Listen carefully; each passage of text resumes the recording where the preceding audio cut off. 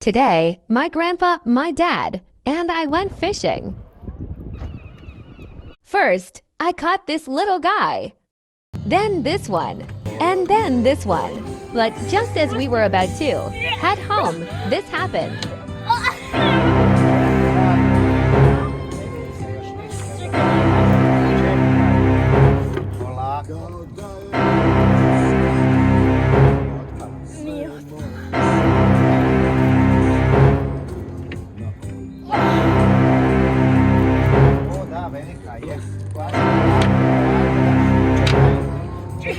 Najveća riba koju sam ikad ulovio.